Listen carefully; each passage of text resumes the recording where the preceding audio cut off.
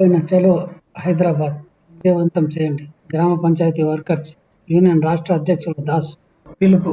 కార్మిక వ్యతిరేక 4 లేబర్ కోడ్లను, 3 క్రిమినల్ చట్టాలను రద్దు చేయాలని, కాంట్రాక్ట్ అవుట్సోర్సింగ్ గ్రామ పంచాయతీ కార్మికులను వెంటనే పర్మనెంట్ చేయాలని డిమాండ్లతో 30 సెప్టెంబర్ హైదరాబాద్ ఇందిరా పార్క్ వద్ద ధర్నాను విజయవంతం చేయాలని ప్రగతిశీల గ్రామ పంచాయతీ వర్కర్స్ యూనియన్ రాష్ట్ర అధ్యక్షులు దాసు కార్మికులకు పిలుపునిచ్చారు.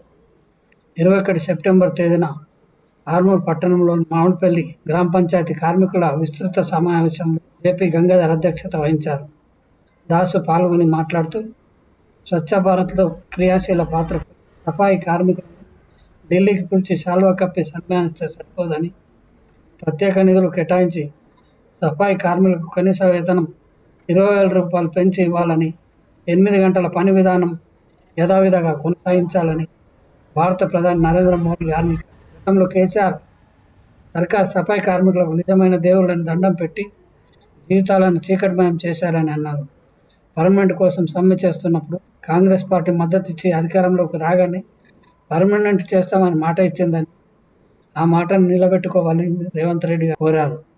సుప్రీంకోర్టు 2016 అక్టోబర్ 26 ఇచ్చిన తీర్పు ప్రకారం సమాన పనికి సమాన వేతనం యుద్ధ ప్రాతిపదికన అమలు చేయాలని దాసు డిమాండ్ చేశారు.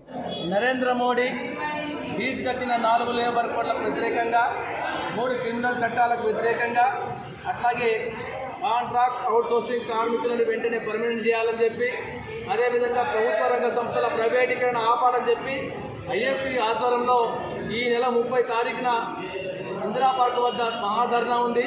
ఈ ధర్నాలో కార్మికులందరూ పెద్ద ఎత్తున పాల్గొనాలని చెప్పి మేము కోరుతా ఉన్నాం. ఎందుకంటే గతంలో టీఆర్ఎస్ ప్రభుత్వం ఉన్నప్పుడు కేసీఆర్ పంచాయతీ కార్మికులకు అన్యాయం చేశాడు. సమ్మె సందర్భంగా కాలయాపన చేసి మోసం చేసిండు. వేతనాలు పెంచుతామని చెప్పి జాప్యం చేసి మోసం చేసిండు. ఆ రోజు సమ్మె సందర్భంగా కాంగ్రెస్ రేవంత్ రెడ్డి కానీ, కాంగ్రెస్ పార్టీ నాయకులు కానీ, కాంగ్రెస్ పార్టీ అధికారం రాగానే వెంటనే పర్మనెంట్ చేస్తామని చెప్పి మాట ఇచ్చిండు. మరి ఇవాళ 8 నెలలు గడుస్తూ ఉంది. కాబట్టి వెంటనే పంచాయతీ కార్మికులను వెంటనే పర్మనెంట్ చేసి వారికి కార్మిక చట్టాలను అమలు చేయాలని చెప్పి మేము కోరుతా ఉన్నాం. అదేవిధంగా 8 గంటల పని విధానాన్ని కొనసాగాలి. నరేంద్ర మోడీ తెచ్చినటువంటి లేబర్ కోడ్ల వల్ల 12 గంటల పని ఉంది.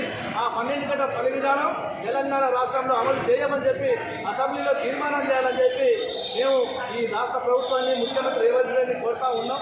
కాబట్టి పంచాయతీ కార్మికులు పెద్ద ఎత్తున ఐక్యంగా అన్ని ప్రాంతాల నుంచి ఈ చలో హైదరాబాద్ సెప్టెంబర్ 30న జరిగేటువంటి కార్యక్రమంలో పాల్గొంటారని చెప్పి తెలంగాణ ప్రగతిశీల గ్రామ పంచాయతీ వర్కర్స్ యూనియన్ తరఫున కార్మికులందరికీ కూడా పిలుపునిస్తూ ఉన్నాం.